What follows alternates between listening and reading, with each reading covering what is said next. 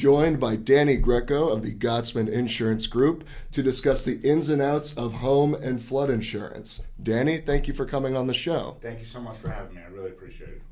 So I first want to give you the chance to introduce yourself and your firm and how long you've been in the area. Sure. I work for Gottzmann Insurance Group. Our office is on Ocean Drive here in Vero. I've been in Florida for almost 17 years. I've been in Vero for 10 years. And I've been in the insurance industry for 15 years. 15 years. And so your group covers a number of different areas of insurance, and Yes. specifically home and flood are two of the big areas, I'm Yes. sure. Yes, sir. Yep. Home, flood, we do some commercial, but mainly just personal. Home, flood, auto, that kind of stuff. All right, awesome.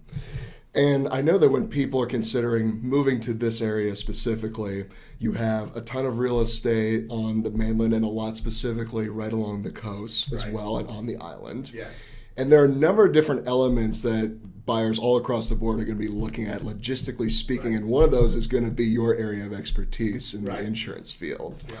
So, out of curiosity, are there any sort of specific state requirements for home or flood insurance, or if there are any kind of different kinds of coverage for those areas of insurance? Right. So the state doesn't require you to have any insurance, which sounds odd. Where the requirements come in is from mortgage companies. If you get a lender, they're going to require you to have homeowners with hurricane coverage, and if you are in a flood zone, it's a federal mandate that you purchase flood. So those are the two requirements, only if you have a lender. So differentiation there. Yeah. So if it's a requirement for financing, are there different levels of coverage that people can look into specifically? Yes. So homeowners, the lender's going to want to see that their loan amount is covered and the replacement cost is adequate. For flood, it's $250,000 in coverage and $100,000 for your personal property. That is the standard coverage amount that FEMA gives you. No more, no less. You can do less if you choose, but that is the max that you are offered through FEMA. So that is the max that anyone can get for their underlying flood. You have the option of choosing excess flood, where if you buy, let's say, $1 million home, oceanfront, $250,000's not going to cover it for you as far as flood insurance. You can purchase additional up to whatever replacement cost you'd like. So you have the option of doing that. But through FEMA, standard $250,000. Gotcha. So different levels of coverage. And then in the case of a real estate transaction that's going on where the sellers already have some sort of insurance coverage in that regard, is there any type of way to transfer over that current coverage for that specific property? Yes, that we're doing that a lot right now because of the big flood increase rates that we saw in October of last year. So flood insurance can be transferred upon the sale of a home. Homeowners policies cannot, just flood. So that's saving people a big headache because a lot of these flood premiums that we're seeing be transferred are grandfathered into those old cheap rates of $450, $500. So they're not subject to these big rate increases that we've seen on the Barrier Island from October of last year. I did want to ask you about that specifically because you actually visited the team a few months ago specifically to talk about these changes in rates. Do you mind going into detail about these changes? No problem at all. So these changes primarily are going to affect these Barrier Island homes. Okay.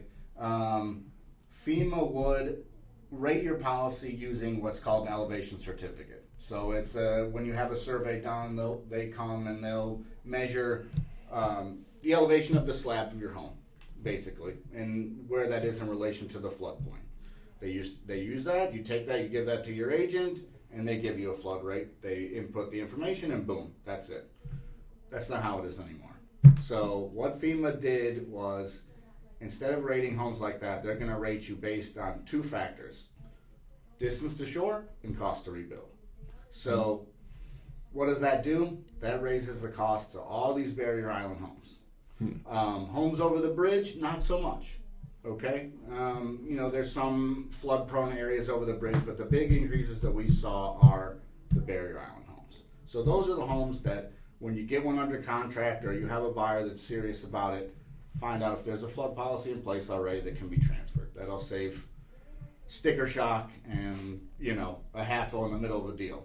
where people see a flood big insurance premium that they don't want to pay every year, and they'll back out, or stuff like that. So when you get one, find out if there's a flood policy in place. Absolutely. Yeah. And it definitely seems like that's one of the big logistical issues that people coming into the area may not know as much about, especially with that type of concern over natural disasters and the kind of coverage you need for a home like that. And what we're seeing California buyers, we're seeing New Jersey, New York, Illinois, Massachusetts. These people are traditionally not used to paying for flood at all, let alone $5,000, $7,000, $10,000 just for a flood policy. So there is that sticker shock from the people that are new to Florida that now are buying these homes, and they're like, whoa, wait a minute, there's a lot of money down this house every year.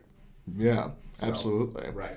And I think one of the interesting points that you brought up during the meeting that you came to was that the area actually has kind of gotten relatively lucky the past few years in terms of natural disasters occurring. I mean, when I grew up here, that was a very big thing to evacuate and kind of hope for the best. But it definitely is interesting to see how the FEMA rates are so recent, and considering the actual type of natural disasters and the frequency of them for the area. Right.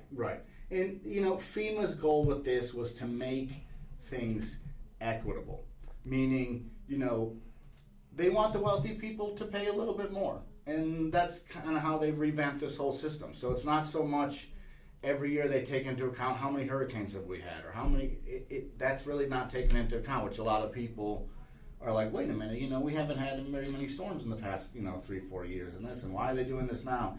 It's kind of to make everything on an equal playing field.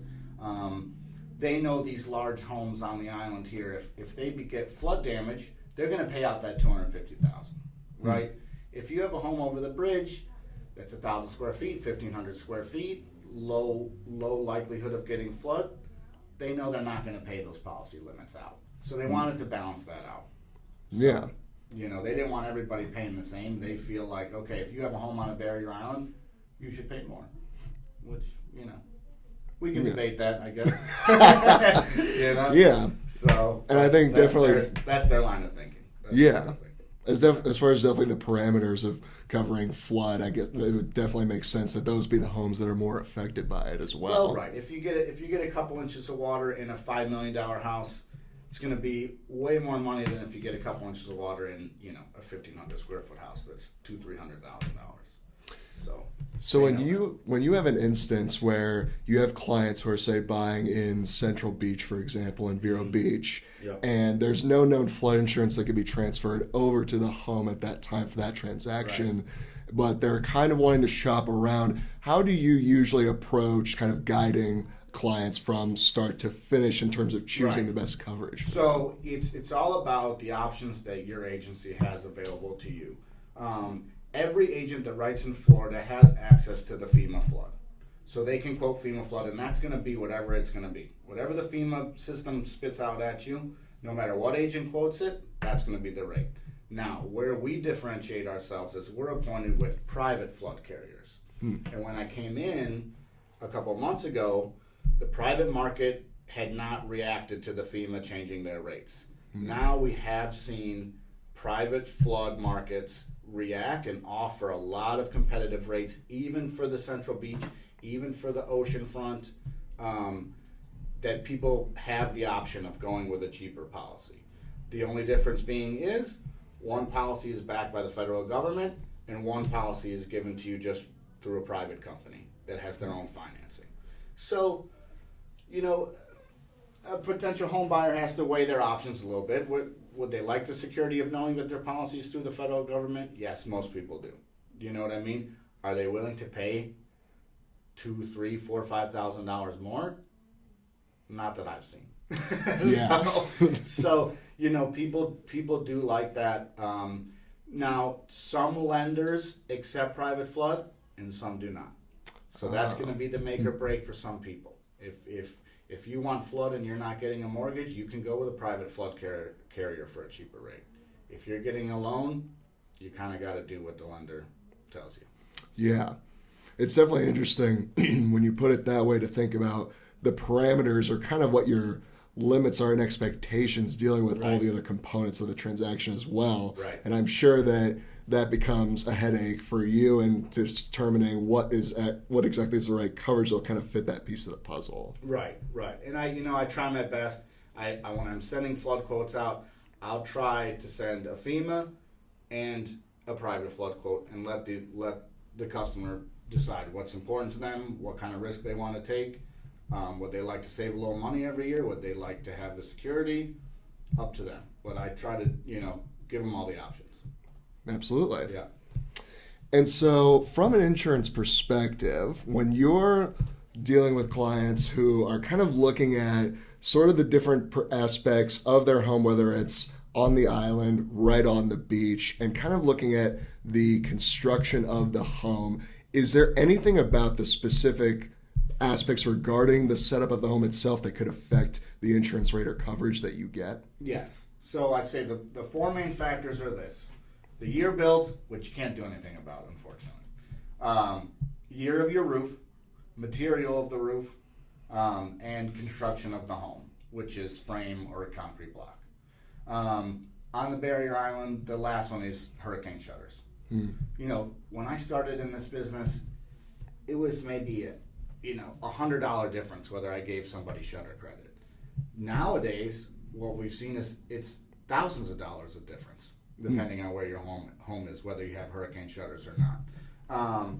So a lot of these people that I've seen, it could just be one or two windows or just a door that you don't have shutters that's keeping you from getting the full credit. I always tell real estate agents, when you put a home under contract or when you're selling a home, kind of look, like, is there something very small that a seller can do that's not a ton of money to put in to say, look, if I just get this window shuttered here, every prospective buyer is going to get full shutter credit. Their insurance premium is going to be lower. It's going to be easier for them to buy the house. So roof age, shutters, and construction of the home is the three main factors that will make or break your insurance quote, for sure. Yes. That's definitely a good point you bring up regarding shutters, because one of the big things I noticed growing up here was that, especially after the first wave of storms to the early 2000s, it became very popular to get impact glass all throughout the home, even pretty far into the mainland too. Sure. And that the transition over from having the coverage of having shutters that can go up all across the home to just getting impact glass and putting that extra cost in there and that extra safety benefit became a very big thing for a lot of homeowners. And it's a convenience factor too with the impact glass. Now, one thing I want to tell people is insurance companies don't differentiate impact glass or just the metal corrugated shutters that you can get from Home Depot. The credit is the same. So a lot of times I tell people, hey, listen, don't go spending 40, 50 grand on impact glass if, you can just shutter one or two windows here that don't have it and spend kind of a minimal amount but still get that credit. So it's a lot of people think, oh, I got impact glass, my insurance credit is going to be more. It's not true. It's a common misconception that people should realize before they invest that money in their home. Their insurance credit is going to be the same whether they have the accordion shutters, whether they have just the metal shutters that you put up, from Home Depot or whatever, or impact glass. It's all the same as far as the insurance carriers are concerned. That's a very good point, especially budgeting out different repairs like that could affect it is a very big thing. When you buy a house, people are like, I want to redo the pool and I want to redo this and redo that. Instead of spending all that money on impact glass, you could do some other projects and still shutter your home and protect your home adequately and save some money on your insurance. Now, when it comes to looking at the roof condition, as far as the year of it, the makeup of it, is there any type of similar formula that insurance companies are going to look at in the same way how they kind of look at the added value and safety of windows? Right. So, as far as windows or roofs? As far as roofs? Roofs. So roofs in the last year, we've seen a lot of insurance carriers kind of pick on the shingle roofs. The composite shingle roofs, the regular, predominant in the areas, regular shingle roofs. It used to be they would accept those 20 years or newer. Then, a couple of years ago, it became 15 years or newer. Now, in the last year, they say a lot of insurance carriers, not all of them, but most of them, want them 10 years or newer. So you can see how those guidelines are changing, where these insurance carriers are seeing, okay, as these shingle roofs get older, we're getting more claims. So now they're making their guidelines more stringent. And so it causes some insurance headaches for people who have, of course, in this area, as you know, most people have a 2005, 2004 roof from when Francis and Jean came through. So it's been an issue. It's been a real issue because a lot of those people are getting non-renewals, or they're getting cancellations, or the insurance company wants them to replace the roof. And for some people they can't swing it, so then they start paying more and more for insurance. Shingle roofs, as they get older, as they get past that 20-year mark, you're going to really start to have trouble finding coverage. And that's what's going on now. It's very interesting the way you put that, because it makes me think about how different elements of what the insurance coverage is going to look for specifically, right, how that then sets trends for what people look to do to their home to improve it, to better the coverage. Is there any other type of or any other aspect of the construction of the home that you've kind of seen that similar trend occur? When I talk to people and they talk to me about replacing their roof, I say replace it with metal or tile, because right now those insurance carriers consider those 30-year roofs. They're not going to give you any kind of grief for 30 years if you put this roof on. So for most people that are, they're older people that are retired, that's the last roof they're going to put on their home. So for people, I always tell them tile and metal is going to get you the most bang for your buck. It's going to allow you to keep your insurance coverage. You're not going to have to worry about it for 30 years. So that's what I tell people as far as roofs. Construction, frame of concrete block, can't do anything about it. You know what I mean? Now, what I will tell people is there is a huge, huge price difference on wood frame homes on the barrier island that are not shuttered. We've seen that in the last 5 years. Those rates go just through the roof. So frame construction homes on the barrier island with no shutters, huge surcharge. Huge surcharge. So I tell those people with frame homes on the island, get it shuttered, put the impact glass, whatever you got to do. You're going to save a lot of money going forward, because that's not going to change, and it's only going to get worse. Right. Yeah. And I definitely think that you definitely see where, if you've grown up here and you've seen the area change a good bit, all those sort of old Florida style homes that were on the Central Beach have had to have a lot of major updates given to them, definitely because of that reason. And I tell people, look, all these homes have been here since the 60s and 70s. Is in Francis and Jean, did we see all the frame homes be destroyed? No. You know what I mean? All the homes framed concrete block around that time, they all sustained roof damage of some sort. But structurally, they were pretty sound.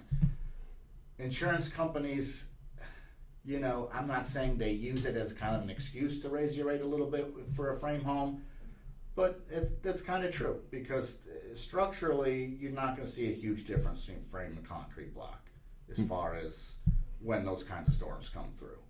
You know what I mean? So, it kind of is what it is. They're picking on the frame people.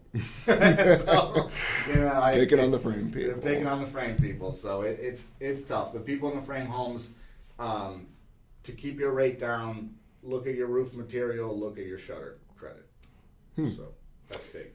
And one of the things that just came to mind for me is when you're looking over the current insurance coverage you have on your home right now, in case you have to engage with that coverage to see and deal with your insurance company in terms of getting some sort of credit after, let's say, a hurricane were to come through the area, how do you usually advise clients to kind of walk through that process? We all tell our clients, review your wind mitigation and your 4-point inspections, because those are the two inspections that we need to provide the insurance carrier. The insurance carrier uses those two things to rate your policy. Whatever that says on those inspections is what it is. So if there's deficiencies, if there's credits that you could get that you're not getting, make sure you have that conversation with your agent. Say, hey, look, check out my wind mitigation and my 4-point. Is there anything on there that I can do that's not a huge cost that's going to bring my rate down? And I have those conversations with people all the time. All the time. It's easy to just open up that inspection, look at it. Am I getting every credit I could possibly can? Yes or no? And we go from there. Yeah. Yeah. And definitely it's interesting hearing about how, and kind of like in the same way in so many different components of this business, there's sort of a formula to it. And definitely in your area of expertise, you kind of get to see the ins and outs of, okay, depending on the neighborhood, depending on the build, depending on all these different factors, you will get a very specific amount for that coverage. Right. And, it's being an agent for this long, I kind of have that ability where, let's say one of the agents calls me and says, gives me a ballpark on this home. I know from the roof age and the building type and where it is, I kind of have an idea of what that cost is going to be, because I just see these changes coming and I see where we're going in the property insurance market. So like I said, I always tell people when they're looking at homes, shoot your agent an email, shoot them a text, say, can you give me a ballpark? Can you let me know what I'm dealing with? Yeah. So, and we're happy to do it. And so to move on to any kind of other points that you wanted to discuss, is there any other type of aspects about home and flood insurance that maybe people typically don't think about, but that you kind of see occur or maybe come up as a potential issue? The issues that we're seeing now is carriers, kind of making the guidelines stricter. Mm-hmm. And that's not gonna stop from what we've seen. Carriers in Florida pay $3 to $4 billion a year in claims, and that's not even including property claims. Mm-hmm. So we're talking about slip and fall, liability lawsuits, stuff like that. That's huge amounts of money that's going out. And these insurance carriers, like I said, we haven't had a major storm hit us in a couple of years. So if you think about that $3-4 billion without even having a hurricane, that's a lot. That's going to make these insurance carriers mitigate their losses any way they can. So if that's making the guidelines more strict, if that's canceling a certain amount of policies, if that's leaving the state of Florida altogether, which we've seen, we're seeing changes and they're coming rapidly. I'd say every time. Every week we'll get an email from a carrier saying that they're going to do things differently, that they're going to change this, or they're going to change this guideline, so it's constantly evolving. It really is. The property insurance market in the last 5 years has changed so much since I started, so much. So you got to stay ahead of the curve. You got to call your agent. Have these conversations. What can we do? Should we shop? My problem now is that there's been so many rate increases lately that when I shop people's insurance, I'm not finding a cheaper rate because all these companies have raised their rates. So it's not just the one that you're with.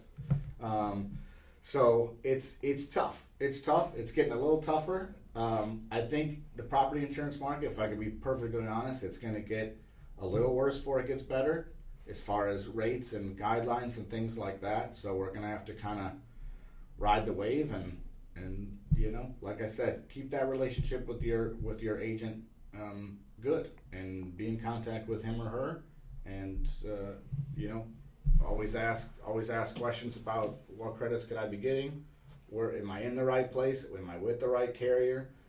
Each carriers have like a niche of what they want. Some carriers love oceanfront, some carriers want nothing to do with it, and they'll give you rates that will show you that. So like I said, your agent's a good resource. Keep the line of communication open. Absolutely. Yeah. And one interesting point that you just made is that as the industry changes, I'm sure that as you deal with different insurance companies and different changes in the law, that it's very important in your field especially to be on top of changes like that. And so would you say that you deal with more big changes in the industry at the state level or at the federal level when it comes to different types of insurance coverage? State level. When I first started this, I didn't even have to give an inspection to a carrier. Whatever I put in their application on my computer system, that's what it was. Now I have to supply. Nobody takes your word for anything. I have to supply these inspections. So that's why when these wind mitts and these 4 points are not as good as we want, it's not up to me to make the rate. I have to take those inspections and I have to send it to the carrier and they underwrite the policy. 15 years ago, there was none of that. It was all up to me. I rated the policy. If I wanted to give somebody shutter credit, I could just give them shutter credit. Nobody cared. But now, everything must be verified and checked and verified again, and it's tough. It's tough. So the guidelines have gotten stricter and stricter, and like I said, I think they'll get even more strict as as time goes on here, for sure. So yeah. It's a great point of view and perspective to bring, because Florida is such a unique state in that regard, because it faces all these different liabilities and potential insurance claims on a yearly basis. All these insurance companies, I'm sure, as you've experienced with talking to them, they don't really know what they're going to get in any given year. Right. And so it's going to be constantly changing, and I'm sure it also changes with how real estate in the market is changing along with it as well. Yeah. Real estate now, when you see these home prices down in Florida, where it's very competitive. These prices are high. We're at an all-time high for all these homes. One thing that changed was replacement cost estimates.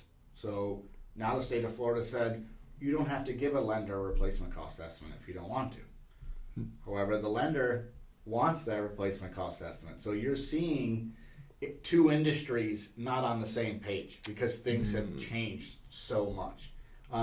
That was the last kind of thing that I wanted to get into, was that when you buy a home, the purchase price is this, the loan amount is this, and the insured amount is this, because an insurance carrier only cares what it will be to rebuild that home where it is. They don't care about land value. They don't care about market value. They don't care about the location. Yeah. So those three amounts are different, and it's a battle when you go to actually bind coverage and to make everyone happy, right? So the lender wants to see their loan amount taken care of. They want to know that if something happens, they're going to get their loan amount back. But when you have prices that are so high, my insured amount and your loan amount of what you're buying the house for could be way off. Yeah. You understand? So that's the battle we're kind of fighting now with a lot of lenders and stuff, is finding that happy medium of coverage. And it's getting harder because in years past, I would just supply a replacement cost estimate to the carrier and say, here's the square footage, and here's, they have carpet, they have this roof, they have tile here, tile there, and at least the bank knows, okay, we can rebuild this house for this amount. Now the state of Florida says that's privileged information. You're not allowed to send that to the lender, and it's causing some issues. That's interesting. Yes. And that's a really good way of putting it, in that you have these three different components where they're looking at the value of the home itself radically differently. Right, exactly. That's interesting. For me, I don't care about the land. The land hopefully isn't going anywhere. Hopefully not. Hopefully the land's not going anywhere. So for me, I have to insure it for a reasonable amount. That's not going to make the premium crazy for the client, but also, God forbid something happens, they get their home rebuilt. So you have the mortgage lending industry and the insurance industry right now not on the same page as far as guidelines. So it's to make everybody happy, you got to kind of walk a fine line and try and do things the right way, and hopefully common sense prevails. You would hope. You would hope. So that's where we're at with that. Yeah. Well, that's really fascinating to hear, because I bet with so many people either engaging in or looking at this current real estate market, the insurance market itself is a whole nother component to it that probably doesn't get often talked about when it comes to the overall trends of it. So I want to thank you for coming on the show to help break it down. No, I appreciate it. Thank you so much. Absolutely. It was a pleasure to have you on the show, Danny. I appreciate it. Anytime. Thank you, Trevor. And stay tuned for more episodes of the Reynolds Direction.